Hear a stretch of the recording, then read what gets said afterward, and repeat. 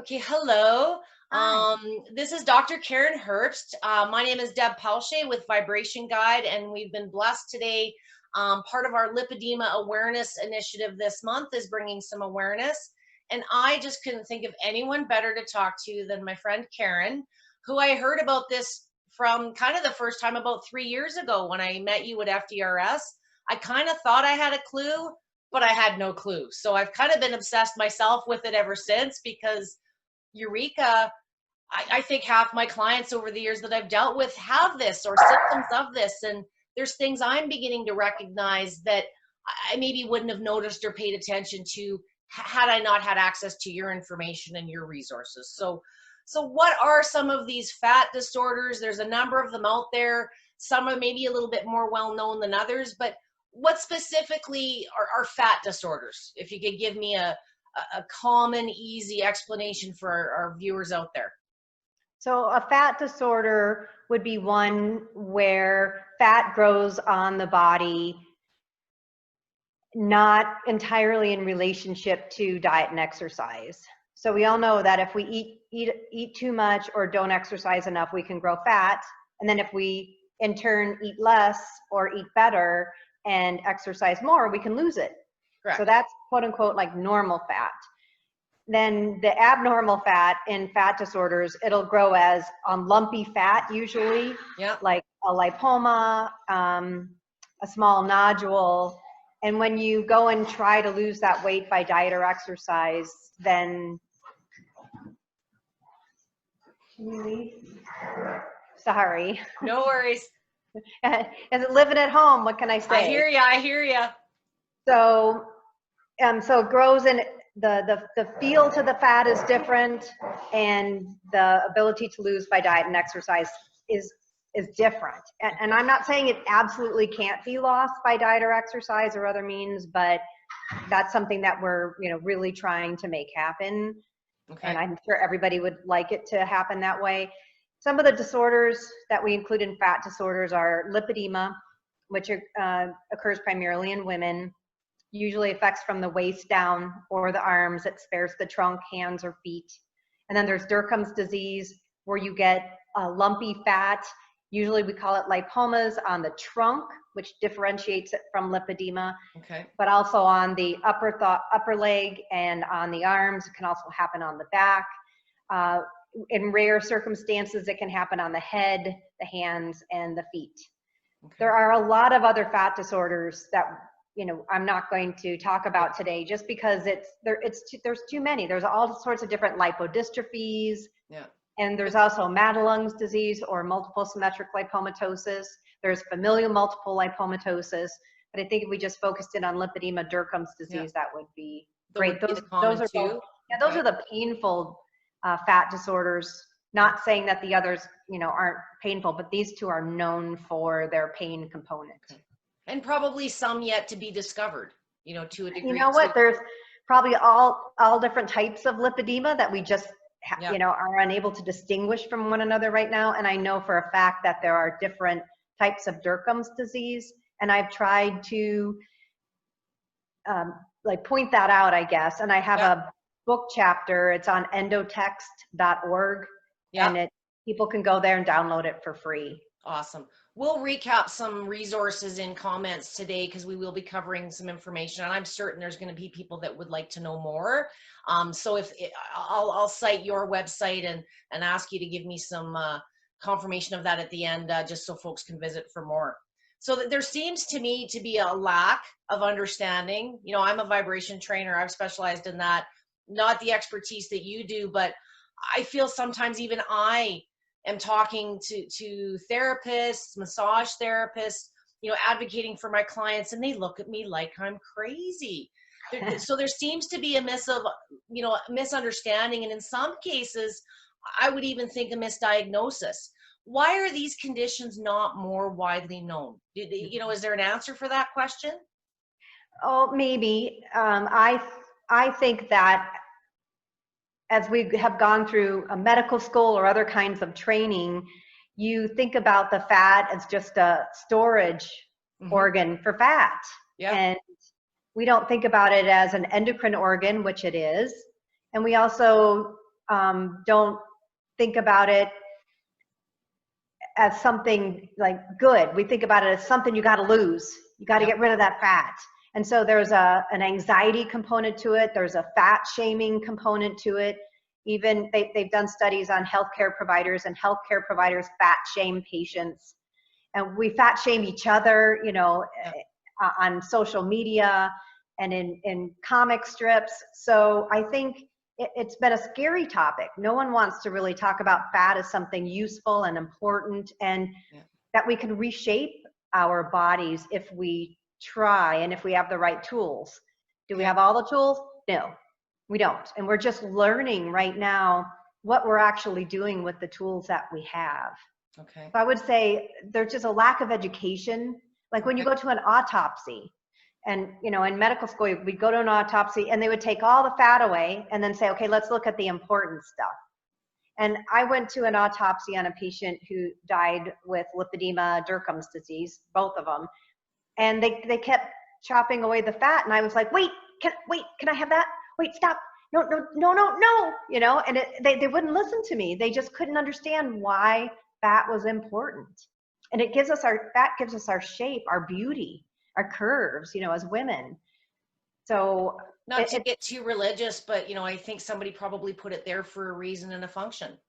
Yeah, and it helps cushion. Like when someone touches you, they're not touching your muscle directly, unless you're like totally a cut person. But as a woman, they're not touching your muscle directly. So at impact, it helps with impact. When something hits your arm, that fat gives us some sort of mechanical protection. It also just kind of helps lubricate everything. That's a great point. That's a great point. And I think much like my world too, awareness is key. But sometimes even to be bold and say re-education. You know, we think we know, and you know, even within your community, you know, because it is a relatively unknown condition, you know, there's opinions to a degree, but I do feel you've really done such a huge, you know, this is a pat on the back for you. You've really created so much more information in the time you've been working with this. When did you start looking into, you know, when did this start becoming a concern and an obsession in your world? When did you start becoming aware of fat disorders? When I was like 3. Okay. And I used to Really? go shopping. Yeah, I used to go shopping with my mother, and we lived in a small town in Iowa, and we'd go to the corner grocery store, which was very small, and I'd watch the women shop for fruit or vegetables, and they would reach out and they'd have this big hanging fat on their arm, and they were so slow and delicate, and it was like a Zen moment for me, and I was just entranced by it. And I just wondered, like, why does her arm look like that? Yeah. And then my own grandmother on my father's side had some obesity, and she lost some weight. She got injured, lost some weight, and she had hanging fat on her arm. And I was pretty obsessed with her arm. And I have my own, you know, fat issues, as you know, a lot of people do. And I have some fat that can't be lost by diet or exercise. And so I ask people, you know, especially my mentors and, you know, scientists and doctors and nurses, why, you know, well, why can some fat be lost by diet and exercise and some can't? And they all told me there's no such thing. And if you tell somebody who has fat that can't be lost by diet or exercise that there's no such thing as that fat, what does it make you as a person? Yeah. That makes you unimportant, non-existent, and you're lying to yourself.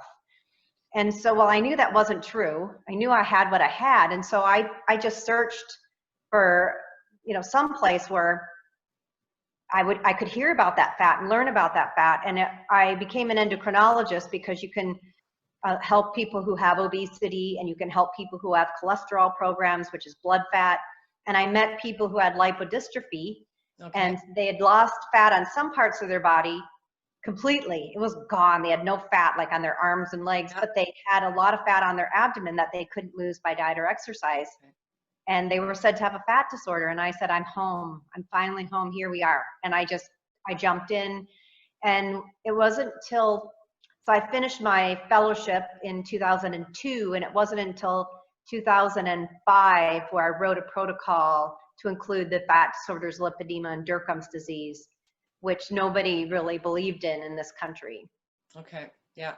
And it's probably going to be, in my experience, a long time. I feel like sometimes even over the phone, I'm talking to women, not because they're calling me because of lipedema, but they bought a vibration machine. And I'm like, do you have any soft pockets behind the back of the knees? Can you text me a picture? Like, you've planted a seed.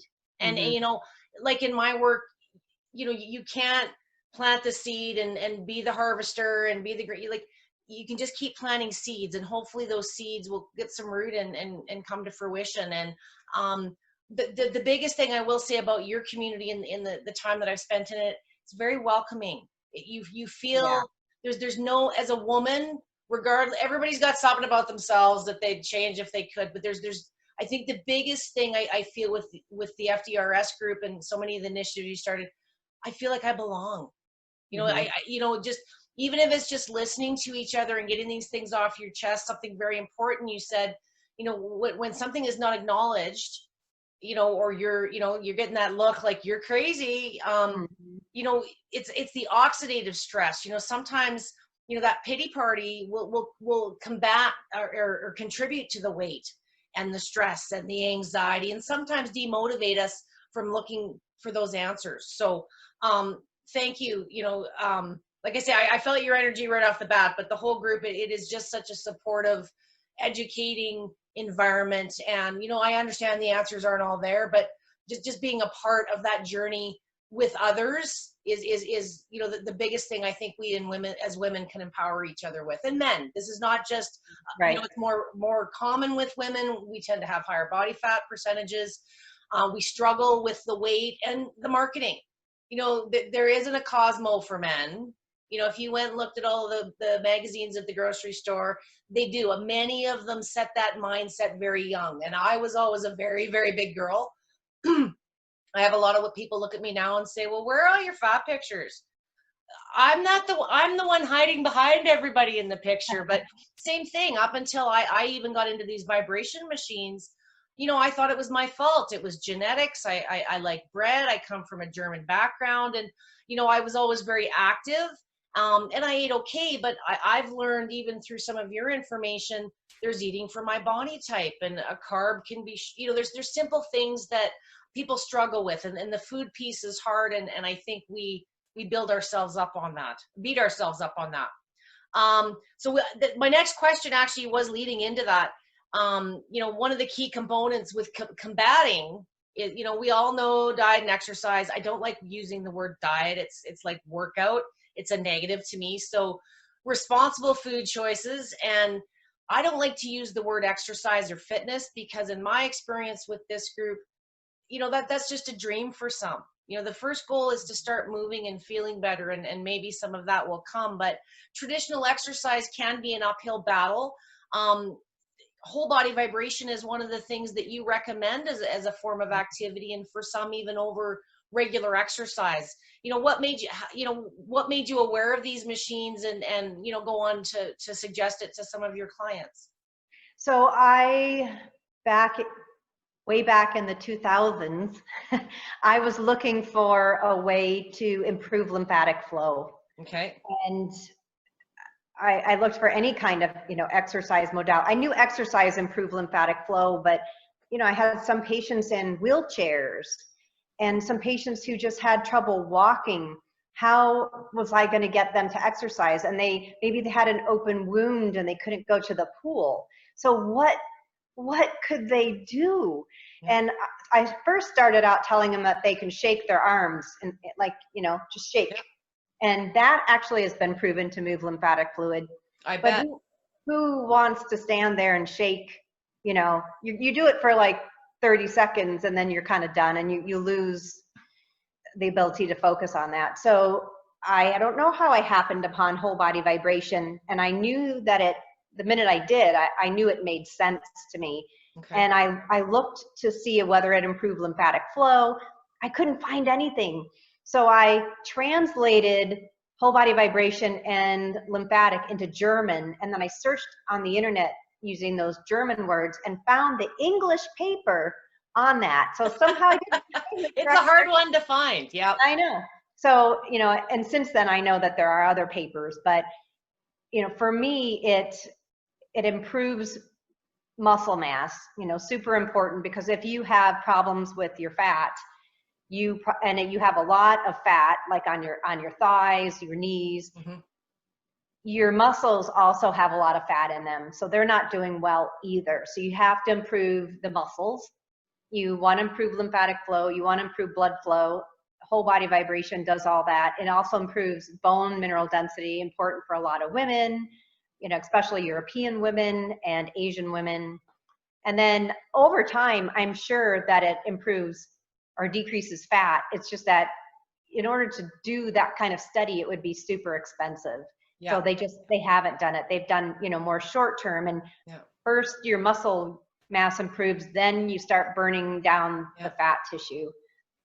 And more recently, this is, you know, jumping till, you know, like last week. Yeah. But, you know, we now think that the fluid in lipedema sits inside of the tissue, and it's bound up to these glycosaminoglycans or glycoproteins, which just means a sugar protein. So it's a bunch of sugar bound up to a protein, and it forms like a kind of a tree or a jellyfish shape, and then that holds onto water. And that water is not free to flow. So it doesn't flow down to the hands or feet with gravity. It just sits there bound up. And that isn't really good for the cells in that area, because the cells are trying to get oxygen, and there's all this water and electrolytes and glycoproteins in between them and their oxygen source. So they send out signals saying, help, I need more oxygen. And the body starts creating vessels as fast as it can. And those vessels are very leaky. And that leaks more fluid into the space in between cells. And it's just kind of a vicious cycle. Ripple effect. Yeah, and immune cells start coming in. So it becomes an inflammatory condition. And then the body's like, forget this. We're just going to fill it in with a scar. And you get what we call fibrosis. So it's a binding of water, low oxygen, inflammation, fibrosis. And that forms like a lipedema leg, or that forms a lipoma right there. So we have to address all the components of that tissue with exercise in order to improve that tissue. So you have to take that water that's bound up to glycoproteins in a gel, and you have to break it up. Well, how do you do that? And there's not a lot of data. I'm looking for it now. I've seen some papers, but I believe I found one paper showing that vibration actually changes the gel in the tissue and makes it a liquid gel. So, you know, if you take Jell-O, it's nice and solid, but if you heat it up, it becomes liquid. Yep. So we think whole body vibration actually changes that to a liquid. And if you change it to a liquid, then you can move some of that stuff out of the tissue. Yeah.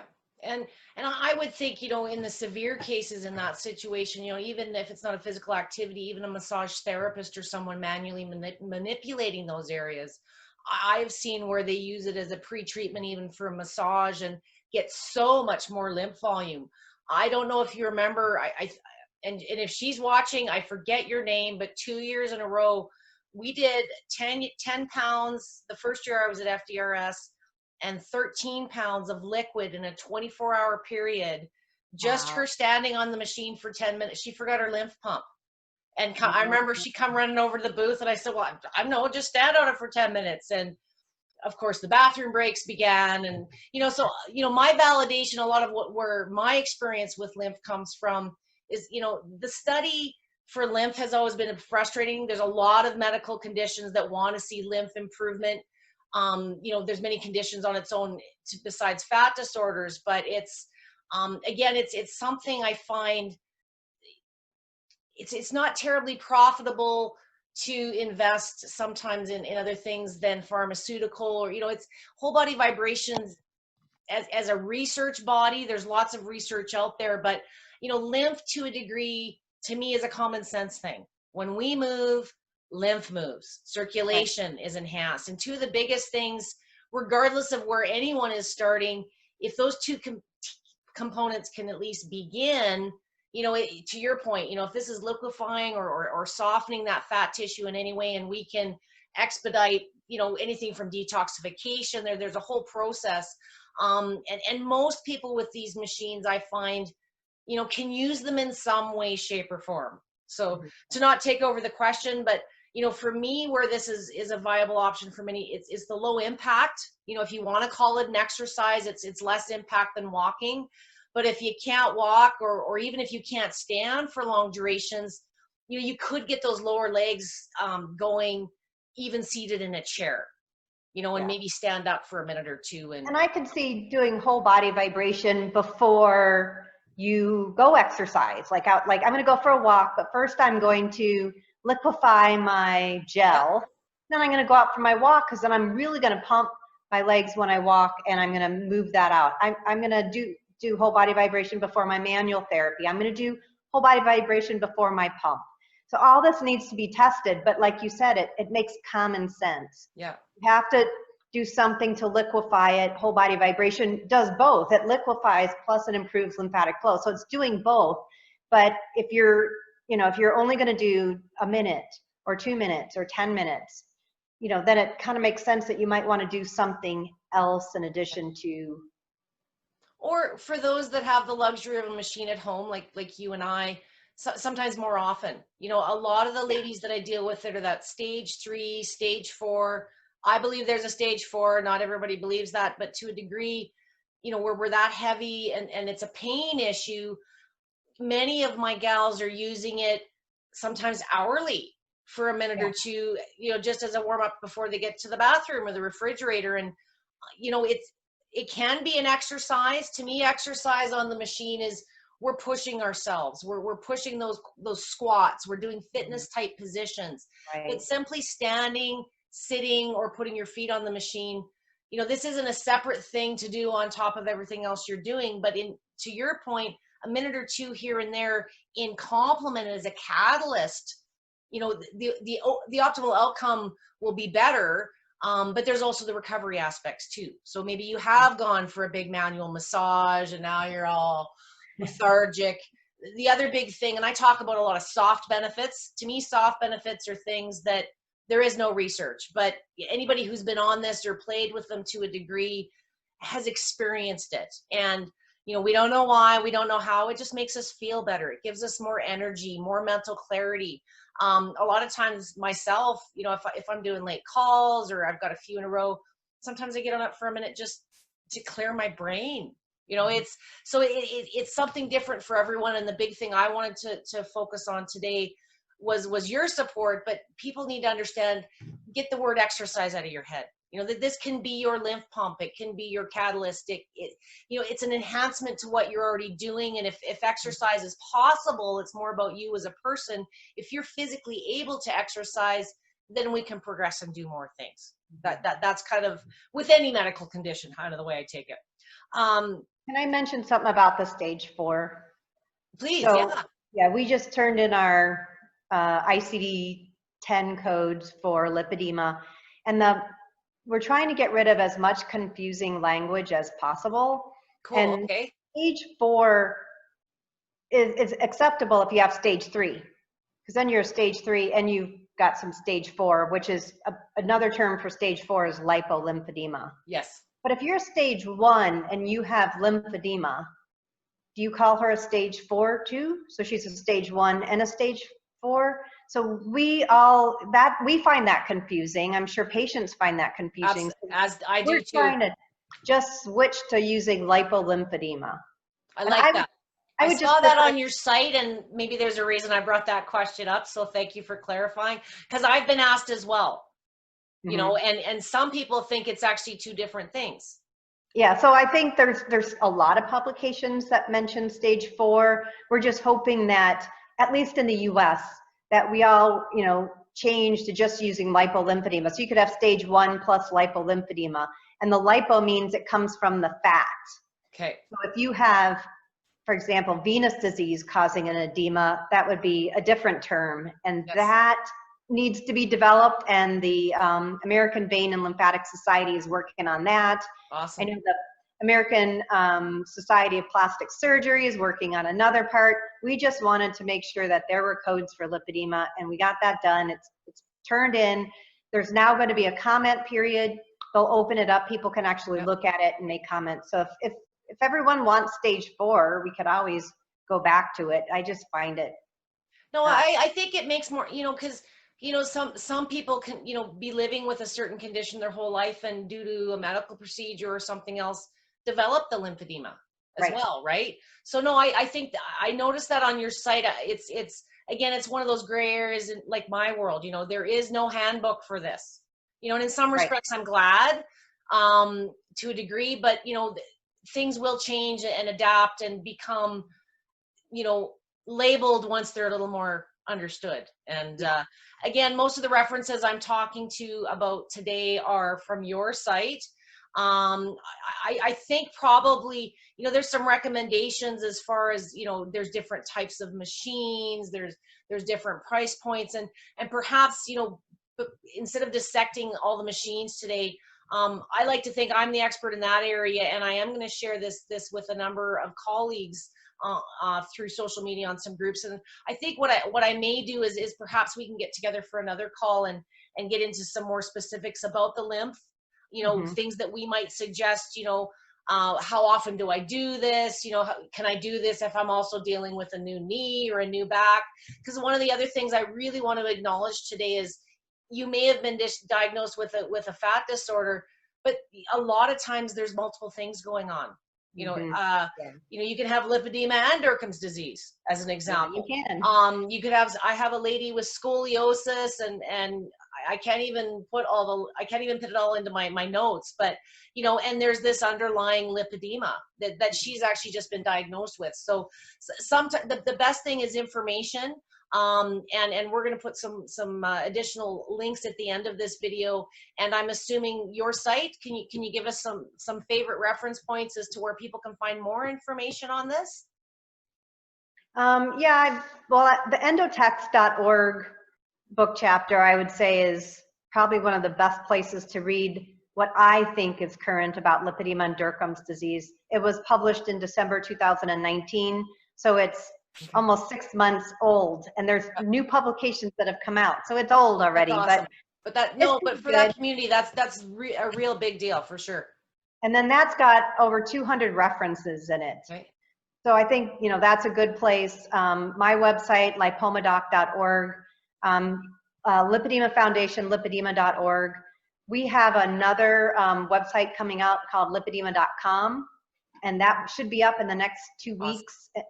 Going to be a baby because we put it up for a specific reason, and but it's got the new physiology of lipedema on there, and I think that's important for people to be able to read. And it's got pictures, and then let's see where else. Dercums disease, probably my website, lipomadoc.org, and the endotext.org also has a section on Dercums disease and how I'm thinking about it and how I'm trying to tease apart the different types. Okay, cool.